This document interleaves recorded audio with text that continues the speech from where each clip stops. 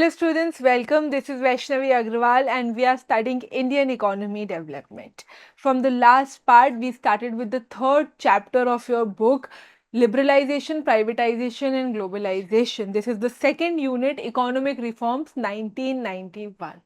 This is your second part. First part में हमने देखा था कि न्यू इकोनॉमिक पॉलिसीज या इकोनॉमिक रिफॉर्म्स ऑफ 1991 एक्चुअली क्या थे और उसके तीन मेजर एलिमेंट्स लिबरलाइजेशन, प्राइवेटाइजेशन और ग्लोबलाइजेशन जो इंडिया ने एक्सेप्ट किए थे वो क्या थे.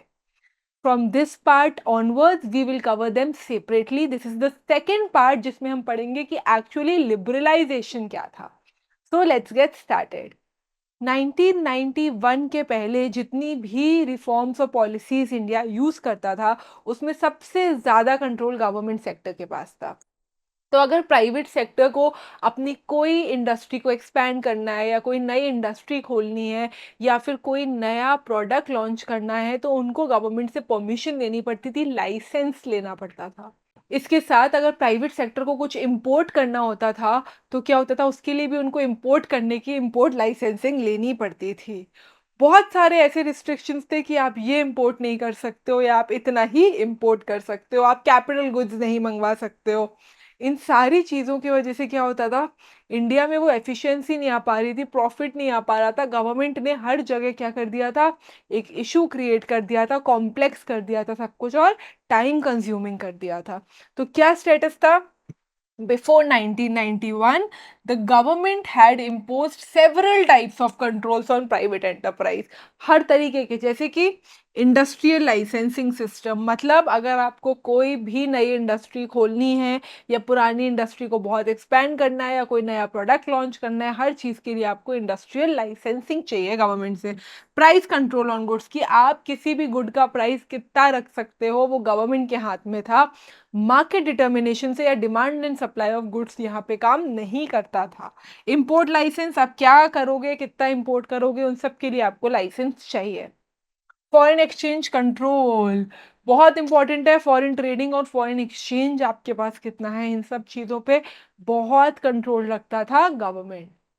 Restriction on investment of business, आप किसी भी बड़े बिजनेस में क्या इन्वेस्ट कर रहे हो, कैसे एक्सपैंड कर रहे हो, उन सब चीज़ों पे रिस्ट्रिक्शंस थे. इन सब चीज़ों से क्या हुआ, it was experienced by the government that several shortcomings had emerged in economy on this control. इन सब चीज़ों से बहुत सारी डिलेज होने लगे क्योंकि सारी कॉम्प्लिकेटेड प्रोसेस थी, टाइम लगता था, इनएफिशिएंसी आई, प्राइवेट सेक्टर उतने अच्छे से काम नहीं कर पा रहा था, इंडस्ट्रियलिस्ट ग्रो नहीं कर पा रहे थे, करप्शन आया क्योंकि लोग इसी चीज को क्या करने लगे, मिसयूज करने लगे. जब ये सारी प्रॉब्लम्स आई, जब इंडिया को, गवर्नमेंट को रियलाइज हुआ कि अब हमें लिबरलाइजेशन चाहिए है, दिस वाज द टाइम जब इंडिया ने लिबरलाइजेशन लिया. लिबरलाइजेशन का क्या मतलब हुआ कि पब्लिक सेक्टर, मतलब गवर्नमेंट का जो कंट्रोल था प्राइवेट सेक्टर के ऊपर, उसको कम कर दिया गया. अब कौन सी फर्म, कौन सा प्राइवेट सेक्टर, कौन सा इंडस्ट्रियलिस्ट कौन सी नई इंडस्ट्री डाल रहा है, कौन सी अपनी इंडस्ट्री को एक्सपेंड कर रहा है, कौन सा नया प्रोडक्ट ला रहा है, स्मॉल स्केल इंडस्ट्रीज में क्या क्या डाइवर्सिफाई कर रहा है, किसी भी चीज़ की रिस्ट्रिक्शन खत्म कर दी.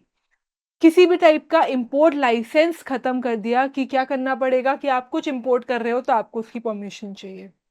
इंडस्ट्रियल लाइसेंस खत्म कर दिया, मतलब आप कोई भी इंडस्ट्री खोल रहे हो या आप इंडस्ट्री को अपने कैसे भी एक्सपैंड कर रहे हो, हर चीज़ में, कोई भी नई चीज़ में आपको लाइसेंस की ज़रूरत नहीं है. कुछ कुछ सर्टेन जगह थी जहां कंट्रोल गवर्नमेंट के पास था, उनके अलावा हर एक चीज़ को क्या करा, लाइसेंस अबॉलिश कर दिया. इसी के साथ आपको परमिशन दे दी कि आप कैपिटल गुड्स भी इंपोर्ट कर सकते हो. तो आपको बहुत फ्रीडम दे दी, प्राइवेट सेक्टर के हाथ में बहुत फ्रीडम दे दी. इस चीज को क्या बोलते हैं, प्राइवेट सेक्टर को लिबरलाइज कर दिया. Okay, liberalization of the economy means freedom of producing units from direct control imposed by the government. Government का जो कंट्रोल था उससे फ्रीडम दे देना. क्लियर? क्यों जरूरत थी लिबरलाइजेशन की, बहुत क्लियर है. अभी अभी मैंने एक्सप्लेन किया क्या क्या दिक्कतें आ रही थी. सबसे पहले to unlock economic potential, economy में बहुत पोटेंशियल था, प्राइवेट सेक्टर में बहुत पोटेंशियल था जो गवर्नमेंट रिस्ट्रिक्शंस की वजह से इनएफिशिएंट और इनइफेक्टिव था. बाय कंट्री बाय एनकरेज, अब इससे क्या होगा, प्राइवेट सेक्टर इनकरेज हो गया, मल्टीनेशनल कंपनीज और कॉर्पोरेशंस हो गई, जिससे क्या हुआ, इन्वेस्टमेंट ज़्यादा होने लगा, बिजनेस ज़्यादा खुलने लगे, एक्सपेंशन ज़्यादा होने लगे। To introduce more competition into the economy. इससे क्या होगा, अलग अलग इंडस्ट्रियलिस्ट क्या होंगे, मार्केट में आएंगे। जिनको लाइसेंसिंग इश्यूज होता था, जो अलग अलग रिस्ट्रिक्शंस की वजह से काम नहीं कर पाते थे, वो सब क्या होंगे, मार्केट में आएंगे। अब मार्केट में इतने सारे ओपन मार्केट्स आएंगे तो क्या होगा, इंडिया में एक कॉम्पिटिटिव नेचर आएगा, जिससे अपनी डेवलपमेंट बढ़ेगी, प्रोडक्शन टोटल बढ़ेगा। तो इससे क्या होगा, कॉम्पिटिटिवनेस ज़्यादा आएगी। To create incentive for increase the efficiency of operations. कैसे कोई चीज काम कर रही है, प्राइवेट सेक्टर को और एफिशिएंट बनाने के लिए भी क्या था, लिबरलाइजेशन बहुत ज्यादा इंपॉर्टेंट था। कोई डाउट? Very clear. अब ये लिबरलाइजेशन कैसे किया गया, किस किस सेक्टर में लाया गया? लिबरलाइजेशन के रिफॉर्म्स हर सेक्टर में लाए गए।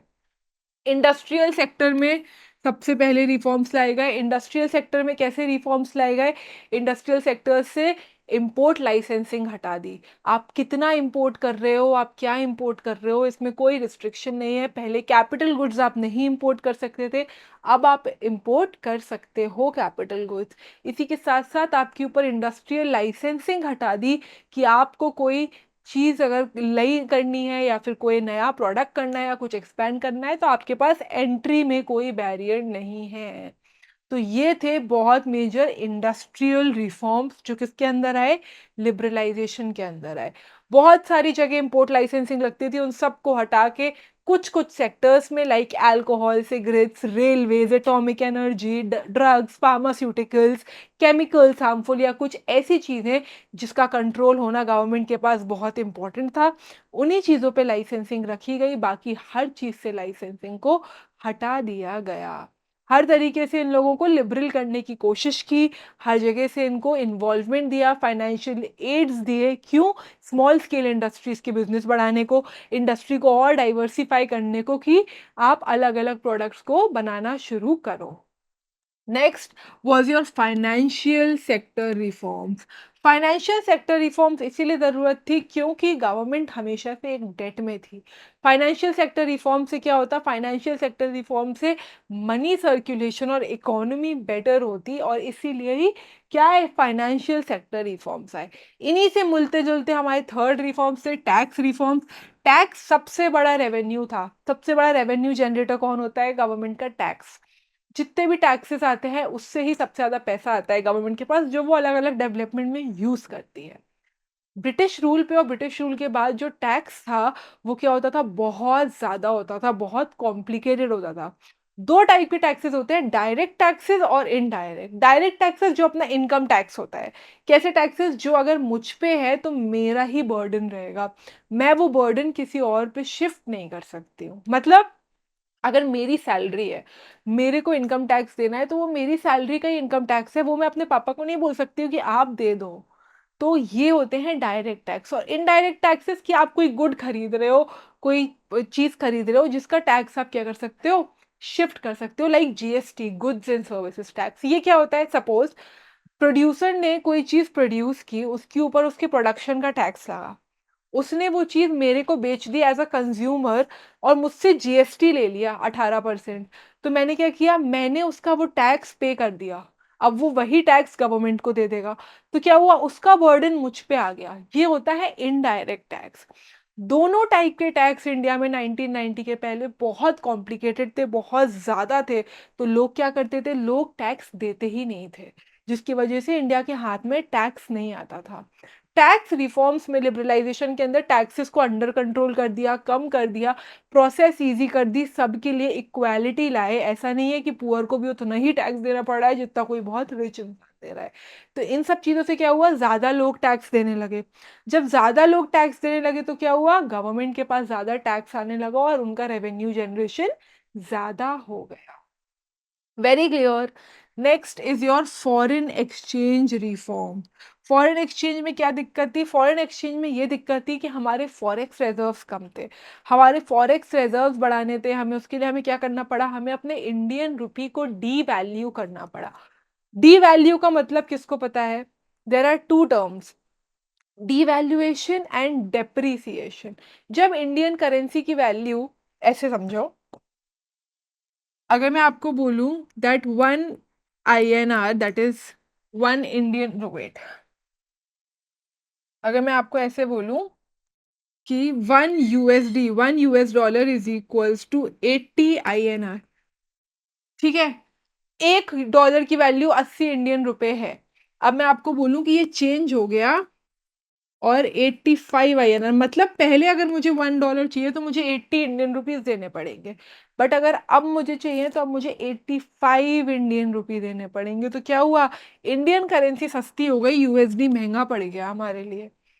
तो ये क्या हुआ, ये जो वैल्यू कम हुई है इंडियन रुपी की, इसी को हम डेप्रिसिएशन बोलते हैं और इसी को हम डीवैल्यूएशन बोलते हैं।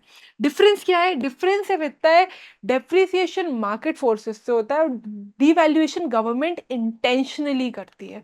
तो यहाँ पे गवर्नमेंट ने क्या किया, फॉरेन एक्सचेंज के लिए गवर्नमेंट ने इंडिया का पैसा सस्ता कर दिया, इंडियन रुपी सस्ता कर दिया। क्यों, अगर हमारा रुपए सस्ता हो गया तो क्या होगा, दूसरी कंट्रीज हमारे लिए हमें क्या बोलेंगे कि इंडियन रुपी तो सस्ता है, उनकी जो फॉरेक्स है वो महंगी है, उनकी करेंसी महंगी है, तो वो क्या करेगी, यहाँ का सामान हमें सस्ता पड़ रहा है, यहाँ का रिजर्व हमें सस्ता पड़ रहा है, तो इससे क्या होगा, इंडियन रुपी की डिमांड बढ़ेगी, हमारे एक्सपोर्ट्स बढ़ेंगे, ट्रेड भी इसी से बढ़ेगा, है ना। तो अगर हमारी रुपी की डिमांड बढ़ी तो फॉरेक्स हमारा बढ़ेगा और इवेंचुअली हमारी वैल्यू अप्रिशिएट हो जाएगी मार्केट में। सिमिलरली इसकी वजह से हमारा एक्सपोर्ट बढ़ेगा, एक्सपोर्ट बढ़ेगा तो अगेन हमारी trading capacity, balance of payments क्या हो जाएंगे, बेटर हो जाएंगे। Last is your investment and trade policy. Investment policy में हम लोगों ने क्या किया, डिफरेंट डिफरेंट फॉरेन एक्सचेंज को, एफआईआई को क्या किया, मार्केट में लाए, हमने अपने म्यूचुअल फंड्स और बैंकिंग को बहुत बढ़ाया, फॉरेन एक्सचेंज मार्केट्स को इन्वेस्ट करने के लिए क्या किया, ऊपर लाए। ये बहुत ज़्यादा कनेक्टेड है फाइनेंशियल सेक्टर से। क्यों, क्योंकि फाइनेंशियल सेक्टर में जो सबसे बड़ा चेंज आया था वो रिजर्व बैंक ऑफ इंडिया में चेंज था। रिजर्व बैंक ऑफ इंडिया मतलब आरबीआई, इंडिया का सेंट्रल बैंक, जो हमेशा से सबसे बड़ा सुपरवाइजर था, सबसे बड़ा कंट्रोल है कंट्री के बैंकिंग सिस्टम का। इस रिफॉर्म में क्या किया, उसको एक फैसिलिटेटर बना दिया, उसके हाथ की जो पावर्स थी वो थोड़ी कम कर दी और क्या किया, बैंक्स को पावर दे दी, बैंक को ये पावर दे दी कि अब अपने वो ब्रांचेस खोल सकता है without RBI permission. Indian banks हो चाहे फॉरेन बैंक्स हो, वो अपने ब्रांच सेटअप कर सकते हैं। जो फॉरेन इन्वेस्टर्स आते थे इंडिया में, उनकी भी फॉरेन इन्वेस्टमेंट की लिमिट बढ़ा दी। क्यों, क्योंकि ज़्यादा इन्वेस्टमेंट हो हमारी कंट्री में, हमारी कंट्री एक्सपैंड करे। तो क्या है main, industrial sector, tax reforms, financial sector और foreign trade and foreign exchange. Foreign में ये क्या, फॉरेन ट्रेड फॉरेन एक्सचेंज, उसके अलावा बैंक में किया, टैक्स रिफॉर्म्स किया और फाइनेंशियल किया और साथ साथ इंडस्ट्रियल सेक्टर किया। Let's see them one by one through slides. ठीक है, इंडस्ट्रियल सेक्टर में क्या किया, abolition of industrial licensing, industry की लाइसेंसिंग को हटा दिया। Contraction of public sector, public sector से बहुत सारी पावर ले ली और प्राइवेट सेक्टर तक पहुंचाई। D reservation of production area, जो रिजर्व करके रखा था कि कुछ कुछ चीज़ें ऐसी चीज़ें जिससे पब्लिक सेक्टर ही बनाएंगी स्मॉल स्केल इंडस्ट्रीज को ग्रो करने के लिए, इंडस्ट्री को डाइवर्सिफाई करने के लिए, वो रिजर्वेशन भी हटाया। Expansion of production capacity, production बढ़ा दिया और freedom to import capital goods, अब आप कैपिटल गुड्स भी इंपोर्ट कर सकते हो। Very clear. Industrial licensing was abolished for almost all products, सबके लिए ही हटा दिया एक्सेप्ट सम लाइक अल्कोहल मतलब liquor, cigarettes, hazardous chemicals, industrial explosives, electronics, aerospace, drugs and pharmaceuticals. ये सारे कुछ थे। इनके साथ साथ एटॉमिक एनर्जी और रेलवे हमेशा किसकी मोनोपोली रही है, हमेशा गवर्नमेंट मोनोपोली रही है। हमेशा याद रखना, रेलवे, एटॉमिक एनर्जी हमेशा गवर्नमेंट की मोनोपोली रही है। ये सारी चीज़ें और जो देखी, उनके अलावा इंपोर्ट लाइसेंसिंग हर चीज़ के, इंडस्ट्रियल लाइसेंसिंग हर चीज़ के लिए हटा दी। Many goods produced by small scale industries have now been de-reserved. पहले जो बहुत सारी चीज़ें सिर्फ स्मॉल स्केल इंडस्ट्रीज में होती थी, सब कुछ डाइवर्सिफाई करने के लिए रिजर्वेशन हर तरीके का हटा दिया। In most industries the market has been allowed to determine the prices. अब डिमांड और सप्लाई यूज करके हमने देखना शुरू किया कि किस चीज की क्या डिमांड है, क्या सप्लाई है, उसके अकॉर्डिंग अपना प्रोडक्शन किया। गवर्नमेंट की जगह अब हम फ्री मार्केट फोर्सेस पे काम करने लगे। Very clear. Let's move to the second thing, that is your financial sector reform. Financial sector reform में सबसे बड़ा रिफॉर्म क्या था? रोल ऑफ आरबीआई को चेंज किया। आरबीआई को एक फैसिलिटेटर बना दिया, उसके हाथ से थोड़ी पावर्स ले ली। कुछ जगह हमेशा उनका कंट्रोल रहेगा क्योंकि आरबीआई सबसे ज्यादा इंपॉर्टेंट और क्रूशियल पार्ट है पूरे इंडियन फाइनेंस का। बट बहुत जगह लिबरेट कर दिया और अलग अलग बैंक्स को power the. Origin of private banks, यहाँ पे प्राइवेट बैंक्स ने आना शुरू किया, अपने अपने ब्रांचेस खोलना शुरू किया, चाहे वो इंडियन प्राइवेट बैंक हो चाहे foreign. Increase in the limit of foreign investment, कि बाहर के लोग फॉरेन इन्वेस्टमेंट इंडिया में कितना कर सकते हैं, उसकी लिमिट 74% से बढ़ा दी। ईज इन एक्सपेंशन प्रोसेस, आपको कोई चीज एक्सपैंड करनी है तो उसके लिए आपको परमिट की जरूरत नहीं है। क्या क्या देखा? Reduce the role of RBI from regulator to facilitator. पहले वो रेगुलेट करता था, अब वो सिर्फ फैसिलिटेट करता है। Establishment of private sector banks, private sector banks आ गए, चाहे वो इंडियन हो चाहे फॉरेन हो। Foreign investment limit has been increased by around 74%। से क्या हुआ? फॉरेन इन्वेस्टमेंट लिमिट बढ़ा दी।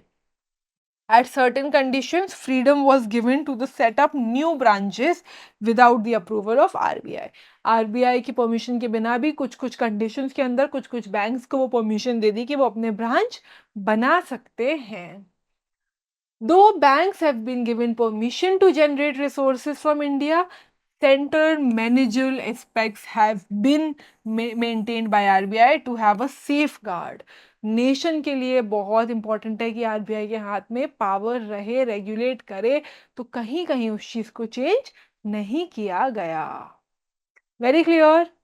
फॉरेन इंस्टीट्यूशनल इन्वेस्टर एफआईआई, जैसे कि म्यूचुअल फंड्स में इन्वेस्टमेंट, अलग अलग मर्चेंट बैंकिंग, इन सब को जो प्रोविडेंट फंड्स होते हैं, फॉरेन इन्वेस्टमेंट को इंडिया में वेलकम किया गया, लाया गया। कोई डाउट? वेरी क्लियर कि क्या थे आपके फाइनेंशियल रिफॉर्म्स। फिर आए थे टैक्स रिफॉर्म्स। टैक्स रिफॉर्म्स क्यों जरूरत थे? क्योंकि ये सबसे बड़ा रेवेन्यू जनरेटर थे गवर्नमेंट के। Fiscal reforms relate to revenue and expenditure of government. Fiscal reforms का सबसे बड़ा पार्ट क्या होता है? टैक्स रिफॉर्म्स होता है। दो टाइप के टैक्सेस होते हैं जो हम ऑलरेडी जानते हैं। One is your direct taxes, taxes whose burden which cannot be shifted to others, like income tax, जो कि आप शिफ्ट नहीं कर सकते हो, अगर वो आप पे है तो वो आप पे ही रहेगा। One who pays such a tax himself bears the burden, जिसके ऊपर वो टैक्स आया है वही पे करता है। Next is your indirect tax levied on goods and services, those tax जिसका burden can be shifted on others, like goods and services tax और custom duty, जिनके टैक्स आप क्या कर सकते हो? शिफ्ट कर सकते हो। अब इंडिया की सिचुएशन क्या थी? Before liberalization the tax structure in the country has been highly complex, बहुत डिफिकल्ट था। fearing a heavy burden on the tax, people would often evade taxes, बहुत टाइम तक टैक्स पे ही नहीं करते थे। Now tax structure has been simplified and moderate, easy भी कर दिया है और कॉम्प्लिकेटेड भी नहीं रहा। This has raised tax revenue, तो लोग इवेड नहीं करते हैं, अब तो टैक्स रेवेन्यू गवर्नमेंट का क्या हो गया? बढ़ गया। क्लियर।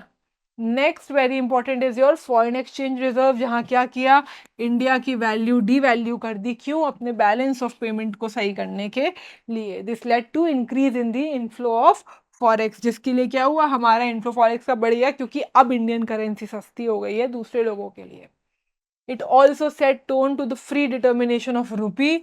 तो अब क्या होता था? अब पूरे मार्केट में गवर्नमेंट कंट्रोल से हमारी वैल्यू नहीं आई, अप्रिशिएट डेप्रिशिएट होती थी वैल्यू। कैसे? मार्केट फोर्सेस से। बहुत इंपॉर्टेंट चेंज था ये भी इंडिया के लिए। Market determine exchange rate based on the demand and supply of the forex, की क्या करेंसी एक्सचेंज की वैल्यू चल रही है।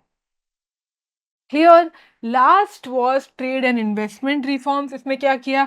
इंपोर्ट कोटा को हटा दिया, कि आप क्या इंपोर्ट करोगे, कितना इंपोर्ट करोगे, उस पर क्या आपको लिमिट दी गई, ये सब हटा दिया। इंपोर्ट की लाइसेंसिंग को हटा दिया, सिर्फ कुछ कुछ ऐसे गुड्स थे जो इको फ्रेंडली नहीं थे जिसमें अभी भी लाइसेंस की ज़रूरत पड़ती है, उसके अलावा हर तरीके से हटा दिया। कोई doubt? Reduction of import duty, imports पे जो टैक्स लगाते हैं उसको कम कर दिया। क्यों? क्योंकि हमें कंपटीशन लाना था। पर इंपोर्ट्स के साथ साथ एक्सपोर्ट ड्यूटी को भी हटाया क्योंकि इंडिया को अपने एक्सपोर्ट इंक्रीज करना भी क्या था, बहुत ज़्यादा ज़रूरी था। Very clear. ये थे हमारा लिबरलाइजेशन। जल्दी से रिवाइज करते हैं क्या देखा। इंडिया की जो सिचुएशन थी उस सिचुएशन में आया लिबरलाइजेशन, और लिबरलाइजेशन ने क्या किया, लिबरलाइजेशन ने हर तरीके की फ्रीडम दी प्राइवेट सेक्टर को पब्लिक सेक्टर से। बेसिकली 5 तरीके के रिफॉर्म्स निकाले, इंडस्ट्रियल रिफॉर्म्स निकाले, टैक्स रिफॉर्म्स निकाले, फाइनेंशियल रिफॉर्म्स निकाले, ट्रेड एंड इन्वेस्टमेंट रिफॉर्म्स निकाले और फॉरेक्स रिफॉर्म्स निकाले। इंडस्ट्रियल रिफॉर्म में जो सबसे बड़ी चीज़ की वो थी कि इंडस्ट्रियल लाइसेंसिंग हटा दी। सिर्फ railways, atomic energies, drugs, pharmaceuticals, aerospace, chemicals या कोई एक्सप्लोजिव्स हो वो, और लिकर एंड सिगरेट्स पे फिर भी हमारी इंडस्ट्रियल लाइसेंसिंग रही। उसके अलावा इंडस्ट्रियल लाइसेंसिंग हर जगह से हटा दी। उसी के साथ जो भी इंडस्ट्रीज को डी रिजर्व कर दिया, जिसकी वजह से क्या हो, अपनी इंडस्ट्रियल सेक्टर क्या हो जाए, डाइवर्सिफाई हो जाए। हर तरीके की इंपोर्ट सब्स्टिट्यूशंस हटा दिए, जैसे कि आपके ऊपर ये रिस्ट्रिक्शन नहीं है कि आप ये गुड इंपोर्ट नहीं कर सकते हो अपने प्रॉफिट के लिए। ये क्यों किया? इससे कॉम्पिटिटिवनेस बढ़ाई और इकोनॉमिक डेवलपमेंट बढ़ाया। नेक्स्ट जो आया वो था फाइनेंशियल रिफॉर्म, जहाँ पे आरबीआई को एक रेगुलेटर से फैसिलिटेटर बनाया गया। बहुत सारे प्राइवेट बैंक्स को ये परमिशन दी गई कि वो अपनी बैंकिंग को क्या करे, एक्सपैंड करे, चाहे वो इंडियन बैंक हो चाहे फॉरेन। साथ में foreign investment, FII, mutual funds, इन सबको भी इंक्रीज किया गया और एक्सपैंड कर दिया गया अप टू 74%। पर क्योंकि RBI plays a very major role और इन चीज़ों पे बहुत सारे तरीके से करप्शन हो सकता है, आरबीआई के हाथ में फिर भी पावर थी अंडर सर्टेन कंडीशंस किसी किसी बैंक को बिना आरबीआई के परमिशन के अपना ब्रांच खोलने मिल जाता था।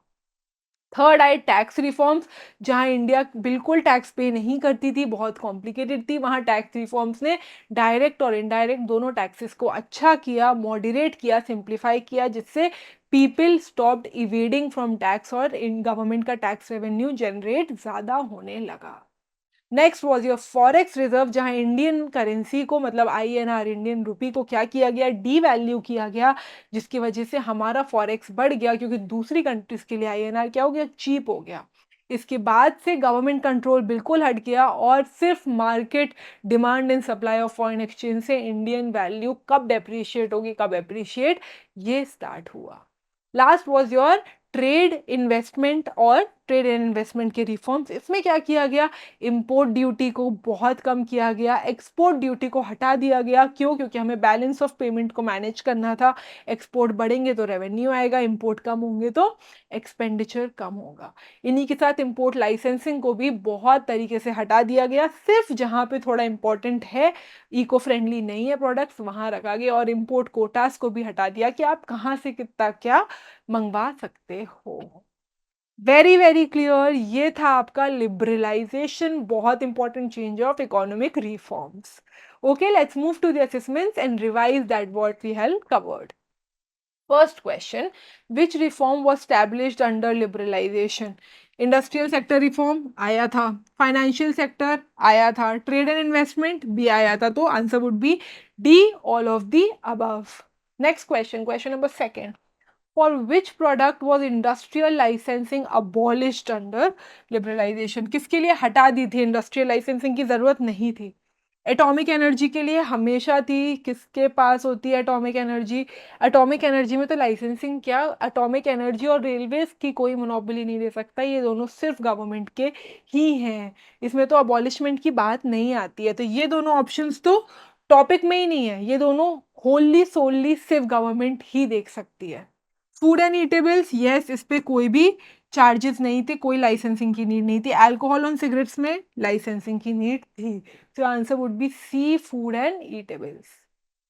Next question, question number third, which of the following is not a trade reform? Trade reform इनमें से कौन सा नहीं है? ट्रेड रिफॉर्म में क्या हुआ था? इंपोर्ट कोटा हटाया था, इंपोर्ट लाइसेंसिंग कम की थी, इंपोर्ट टैरिफ्स और एक्सपोर्ट टैरिफ्स दोनों ही क्या कर दी थी, मतलब इंपोर्ट और एक्सपोर्ट ड्यूटी दोनों ही कम और खत्म कर दी थी। Reduction of import duty, yes, import duty कम कर दी थी तो है। Abolition of import quota, import quotas हटा दिए थे, यस हटा दिए थे। Import licensing for dangerous goods was abolished, dangerous goods के लिए इंपोर्ट लाइसेंसिंग थी, हटाई नहीं थी। तो answer would be C, it was not abolished, वो बची ही उनके लिए थी। And export duty was withdrawn, yes export duty हटा दी थी। तो answer would be C, import licensing नहीं हटाई थी किसी भी डेंजरस गुड के लिए। Okay, this was all for today. I hope you understood it. Thank you so much.